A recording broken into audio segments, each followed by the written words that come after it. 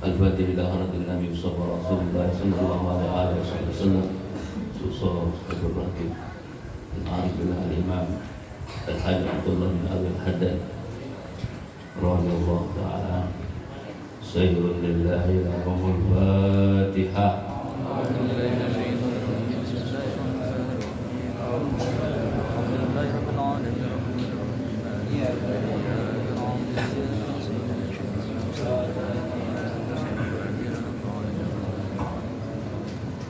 Bismillahirrahmanirrahim. Sekilas biografi Al-Imam Abdullah bin Alawi bin Muhammad Al-Haddad Sahibul Ratib. Al-Imam Al-Alama Al-Habib Abdullah bin Alawi Al-Haddad lahir di hari Rabu malam Kamis tanggal 5 bulan Safar 1444 Hijriah di Desa Sabir di Kota Tarim, wilayah Hadramaut, negeri Yaman. Nasab: beliau adalah seorang imam al-alama al-habib Abdullah bin Alwi al-Haddad bin Muhammad bin Ahmad bin Abdullah bin Muhammad bin Alwi bin Ahmad bin Abu Bakar at-Tarawih bin Ahmad bin Muhammad bin Abdullah bin Ahmad al-Faqih bin Abdurrahman bin Alwi bin Muhammad sahibul Mirbad bin Ali Ghali Ghazal bin Alwi bin Muhammad sahibul Somah bin Alwi bin Ubaidullah bin Al-Muhajir ila Ahmad bin Isa bin Muhammad al-Nagib bin Ali Al-Raidi bin Imam Ja'far Shadiq bin Muhammad Al-Baqi bin Ali Zain Al-Abidin bin Imam Al-Shib Al-Husain bin Al-Imam Amir Al-Mu'minin Ali bin Abi Thalib, suami Sayyidatina Fatimah Az-Zahra Al-Batul binti Rasulullah Sayyidina Muhammad sallallahu alaihi wasallam. Orang tua beliau Sayyid Alwi bin Muhammad Al-Haddad, ayah Syekh Abdullah Al-Haddad dikenal sebagai seorang yang saleh. Lahir dan tumbuh di Kota Tarim. Sayyid Alwi sejak kecil berada di bawah asuhan ibunya Sarifah Salwa yang dikenal sebagai wanita ahli ma'rifah dan wilayah. Bahkan Al-Habib Abdullah bin Alwi Al-Haddad sendiri banyak meriwayatkan kekeramatannya.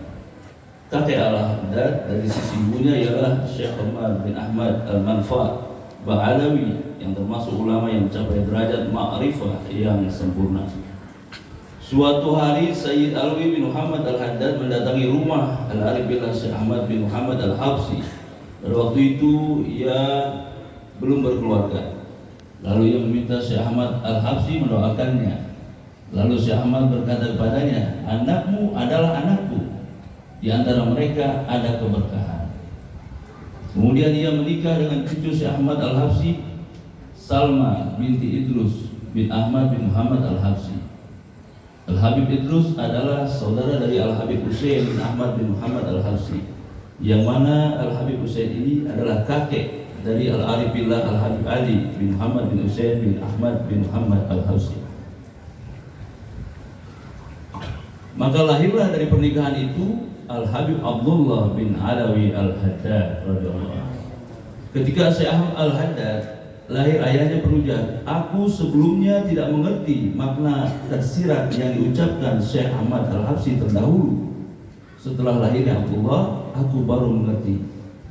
Aku melihat pada dirinya tanda-tanda sinar al-wilayah, yaitu kewalian.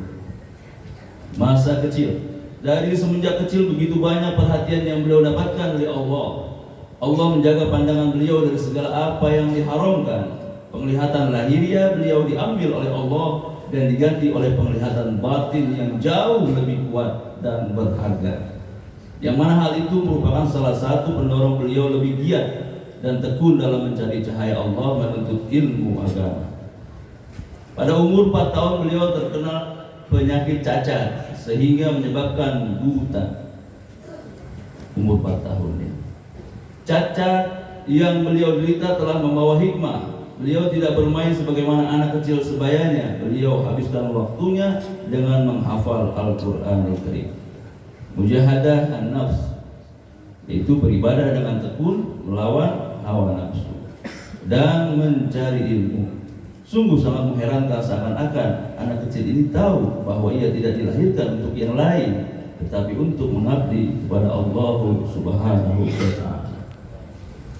Dakwahnya Berkat ketekunan dan akhlakul karimah yang beliau miliki pada saat usia yang sangat dini, beliau dinobatkan oleh Allah dan guru-guru beliau sebagai da'i yang menjadikan nama beliau harum di seluruh penjuru wilayah Hadramaut dan mengundang datangnya para murid yang berminat besar dalam mencari ilmu. Mereka ini tidak datang hanya dari Hadramaut tetapi juga datang dari luar Hadramaut. Mereka datang dengan tujuan menimba ilmu, mendengar nasihat dan wejangan serta tabarukah, mencari barakah, memohon doa dari Al-Habib Abdullah Al-Haddad. Di antara murid-murid senior Al-Habib Abdullah Al-Haddad adalah putranya, yaitu Al-Habib Hasan bin Abdullah bin Al-Haddad, Al-Habib Ahmad bin Zain bin Alwi bin Ahmad bin Zain Muhammad Al-Habsi, Al-Habib Ahmad bin Abdullah Al-Wafaqi, Al-Habib Abdurrahman bin Abdullah Al-Wafaqi, dan lainnya. Selain pengkader pakar-pakar ilmu agama mencetak generasi unggulan yang diharapkan mampu melanjutkan perjuangan kakek beliau, Rasulullah SAW. Beliau juga aktif merangkum dan menyusun buku-buku nasihat dan wejangan baik dalam bentuk kitab, koresponden, surat menyurat atau dalam bentuk syair. Sehingga banyak buku-buku beliau yang terbit dan dicetak, dipelajari dan diajarkan, dibaca dan dialih bahasakan, sehingga ilmu beliau benar-benar ilmu yang bermanfaat. Tidak lupa beliau juga menyusun wirid-wirid yang dipergunakan untuk mendekatkan diri pada Allah Subhanahu wa taala dan bermanfaat untuk agama, dunia wal akhirah. Salah satunya yang agung dan terkenal adalah rotib ini, yaitu Rotibul Al-Haddad. Ini disusun oleh beliau di malam Lailatul Qadar tahun 1071 Hijriah. Akhlak dan budi pekerti. Al-Imam Al-Haddad rahimahullah ta'ala memiliki perwatakan badan yang tinggi, berdada bidang, tidak terlalu gempal, berkulit putih, sangat berhaibah, dan tidak pula di wajahnya terkesan maupun palu tajam. Wajahnya senantiasa manis, mengembirakan orang lain di dalam majlisnya. Ketawanya sekedar senyuman manis. Apabila beliau gembira dan girang, wajahnya bercahaya bagaikan bulan. Majlis kendalian beliau senantiasa tenang dan penuh kehormatan sehingga tidak terdapat hadirin berbicara maupun bergerak. Keterlaluan bagaikan terletak seekor burung di atas kepala mereka. Mereka yang menghadiri ke majlis Al-Habib bagaikan terlupa kehidupan dunia, bahkan terkadang si lapar lupa hal kelaparannya, si sakit hilang sakitnya, si demam sembuh dari demamnya. Ini dibuktikan apabila tiada seorang pun yang sanggup meninggalkan majlisnya. Al-Imam senantiasa berbicara dengan orang lain menurut kadar akal mereka dan senantiasa memberi hak yang sesuai dengan taraf kedudukan masing-masing. Sehingga apabila dikunjungi pembesar, beliau memberi haknya sebagai pembesar. Kiranya didatangi orang lemah, dilayani dengan penuh mulia dan dijaga hatinya. Apalagi kepada si miskin. Beliau amat mencintai para penuntut ilmu dan mereka yang gemar kepada alam akhirat. Al-Habib tidak pernah jemu terhadap ahli-ahli majlis, bahkan senantiasa diutamakan mereka dengan kasih sayang serta penuh rahmat, tanpa melalaikan beliau dari mengingat Allah Subhanahu wa taala walau sedetik pun. Beliau pernah menegaskan, tiada seorang pun yang berada di majlisku menggangguku dari mengingat Allah Subhanahu wa taala. Majlis Al-Imam senantiasa dipenuhi dengan pembacaan kitab-kitab yang bermanfaat, perbincangan dalam soal keagamaan sehingga para hadirin sama ada yang alim ataupun yang jahil tidak akan berbicara perkara yang mengakibatkan dosa seperti mengumpat ataupun mencaci maki. Bahkan tidak terdapat juga pembicaraan kosong yang tidak menghasilkan faedah. Apa yang diatur hanyalah zikir, diskusi keagamaan, nasihat untuk muslimin serta rayuan kepada mereka dan selainnya supaya beramal soleh. Inilah yang ditegaskan oleh beliau. Tidak ada seorang pun yang patut menyoal hal keduniaan atau menyebut tentangnya karena yang demikian adalah tidak wajar. Sewajibnya masa diperuntuk sepenuhnya untuk akhirat saja. Silakan bincang perihal keduniaan dengan selain dari itu. Al-Habib rahimahullah ta'ala adalah contoh bagi insan dalam soal pembicaraan maupun amalan, mencerminkan akhlak junjungan mulia dan tabiat al-Muhammadiyah yang mengalir dalam hidup beliau. Beliau memiliki semangat yang tinggi dan azam yang kuat dalam hal keagamaan. Al-Imam juga senantiasa menangani sembarang urusan dengan penuh keadilan dan menghindari pujian atau keutamaan dari orang lain. Bahkan beliau senantiasa mempercepatkan segala tugasnya tanpa membuang masa atau waktu. Beliau bersifat mulia dan pemurah, lebih-lebih lagi di bulan suci Ramadan. Ciri inilah menyebabkan ramai orang dari pelosok kampung sering berbuka puasa bersama beliau di rumahnya dengan hidangan yang tidak pernah putus, semata-mata mencari barokah al-imam. Al-Imam menyatakan sesuap makanan yang dihadiahkan atau disedekahkan mampu menolak kesengsaraan. Diulangi, sangat penting. Al-Imam menyatakan sesuap makanan yang dihadiahkan atau disedekahkan mampu menolak kesengsaraan. Insyaallah, betul. Katanya lagi, kiranya di tangan kita ada kemampuan, niscaya segala keperluan fakir miskin akan terpenuhi. Sesungguhnya perkumpulan agama ini tidak akan terdiri melainkan dengan kelemahan muslimin. Beliau adalah seorang yang memiliki hati yang amat suci, senantiasa sabar terhadap sikap buruk dari yang selainnya, serta tidak pernah merasa marah. Kalaupun ia memarahi, bukan karena pribadi seseorang, tetapi sebab amalan mungkarnya yang telah membuat Al-Imam benar-benar marah. Inilah yang ditegaskan oleh Al-Habib. Adapun segala kesalahan yang berkait dengan hak aku telah memaafkan. Tetapi hak Allah sesungguhnya tidak akan dimaafkan. Al-Imam amatlah menegah dan dari mendoa agar keburukan dilanda orang yang menzalimi mereka. Sehingga bersama beliau terdapat seorang pembantu yang terkadang kala melakukan kesilapan yang boleh menyebabkan kemarahan Al-Imam. Namun beliau menahan amarahnya. Bahkan kepada si pembantu itu diberi hadiah oleh Al-Habib untuk meredakan rasa marah beliau, sehingga kan pembantunya berkata, alangkah baiknya jika Al-Imam senantiasa memarahiku.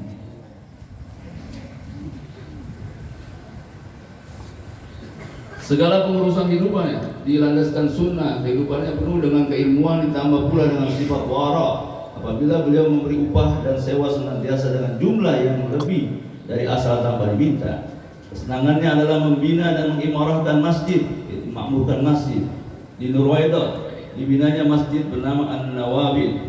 Begitu juga Masjid Ba'alawi di Seoul, Masjid Al-Abrar di As-Sabil, Masjid Al-Fatah di Al-Hawi, Masjid Al-Abdal di Sibat, Masjid Al-Asrar di Madudah, dan banyak lagi.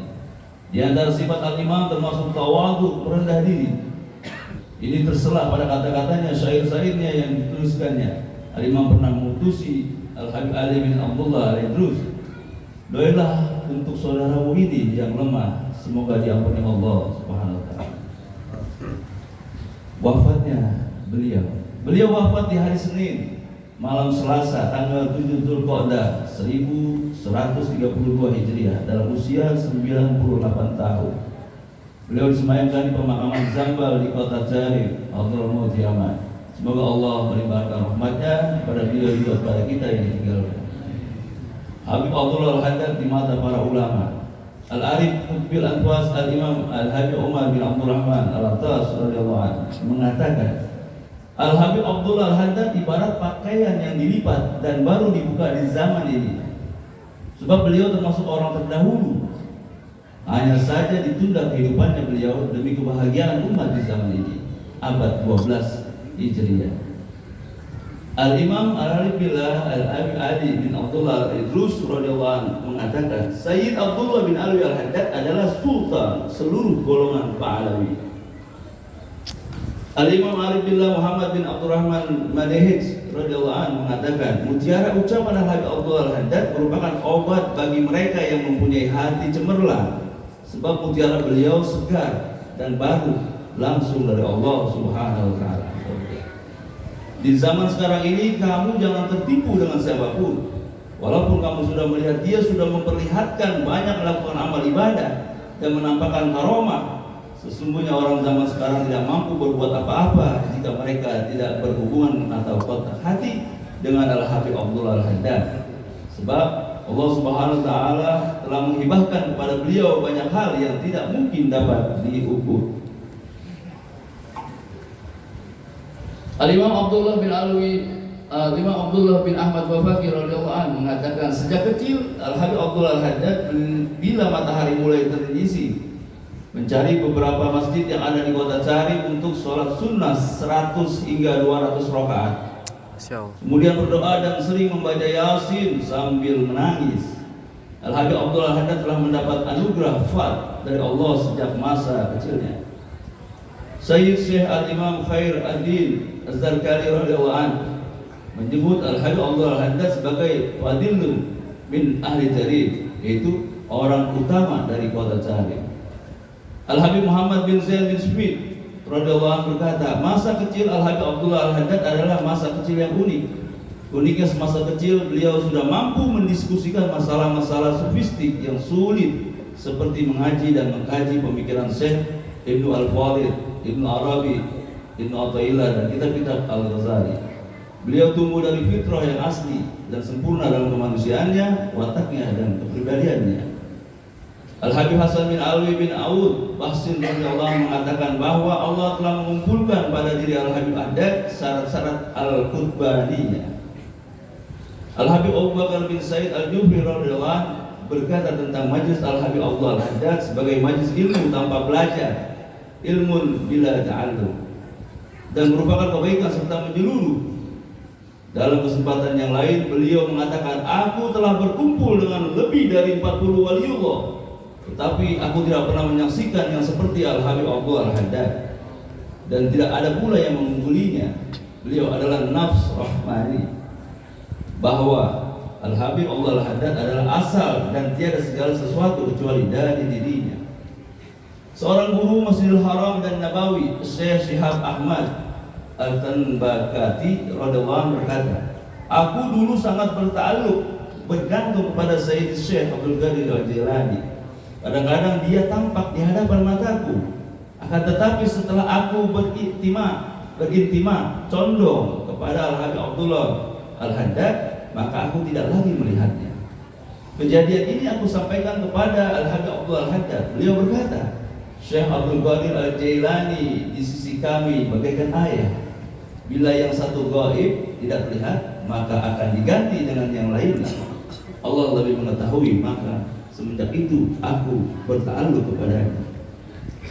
Al-Habib Ahmad bin Zain Al-Habsyi radhiyallahu anhu, seorang murid Al-Habib Abdullah Al-Haddad yang mendapatkan mandat besar dari beliau, menyatakan kekagumannya terhadap gurunya dengan mengatakan, seandainya aku dan tuanku Al-Habib Abdullah Al-Haddad ziarah ke makam, kemudian beliau mengatakan kepada orang-orang yang mati untuk bangkit dari kuburnya, maka mereka akan bangkit sebagai orang-orang hidup dengan izin Allah.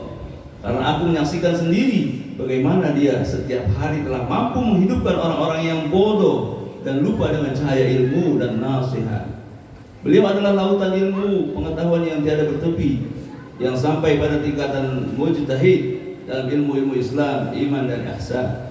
Beliau adalah mujaddid pada ilmu-ilmu tersebut bagi penghuni zaman ini.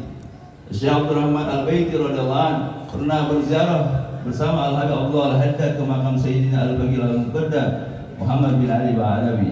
Dalam hatinya terbersit sebuah pertanyaan ketika sedang berziarah. Bila dalam sebuah majlis zikir para sufi hadir Al-Baqi Al-Muqaddam, Syekh Abdul Rahman As-Segaf, Syekh Umar Al-Muqdar, Syekh Abdullah Al-Idrus, Syekh Abdul Qadir Al-Jilani, dan yang semisal setara dengan mereka, mana di antara mereka yang akan berada di baris depan? Pada waktu itu guruku Al-Habib Abdullah Al-Haddad nikah apa yang ada di benakku. Kemudian dia mengatakan, saya adalah jalan keluar bagi mereka, dan tiada seorang pun yang bisa masuk kepada mereka kecuali melalui aku. Setelah itu aku memahami bahwa beliau Al-Habib Abdullah Al-Haddad adalah dari abad 2 Hijriyah yang diakhirkan kemunculannya oleh Allah Subhanahu wa taala pada abad ini sebagai rahmat bagi penghuninya. Al-Habib Ahmad bin Umar bin Smith radhiyallahu anhu mengatakan bahwa Allah memudahkan bagi pembaca karya-karya Al-Habib Abdullah Al-Haddad untuk mendapat pemahaman futuh dan berkah membaca karyanya. Allah memudahkan segala urusan agama, dunia dan akhirat, serta akan diberi afiat kesejahteraan yang sempurna dan besar padanya. Al-Habib Thahir bin Umar Al-Haddad radhiyallahu anhu mengatakan, semoga Allah mencurahkan kebahagiaan dan kelapangan serta rezeki yang halal banyak dan memudahkannya bagi mereka yang hendak membaca karya-karya Al-Kutub. At-Taf wal Qawsul Al-Habib Abdullah bin Alwi Al-Haddad radhiyallahu anhu. Al-Habib Umar bin Zaid bin Smith radhiyallahu anhu mengatakan bahwa seseorang yang hidup sejaman dengan Al-Habib Abdullah Al-Haddad radhiyallahu anhu bermukim di Mekah sehari setelah Al-Habib Abdullah Al-Haddad wafat, ia memberitahukan kepada sejumlah orang bahwa semalam beliau radhiyallahu anhu sudah wafat. Ketika ditanya dari mana ia mengetahuinya, ia menjawab, tiap hari siang dan malam saya melihat beliau selalu datang bertawaf mengitari Ka'bah. Padahal beliau berada di Ta'if, hari ini saya tidak melihatnya lagi. Karena itulah saya mengetahui bahwa beliau sudah wafat. Karya-karya beliau meninggalkan kepada umat Islam hasanah ilmu yang banyak yang tidak ternilai melalui kitab-kitab dan syair-syair karangan beliau, antara lain ialah 1.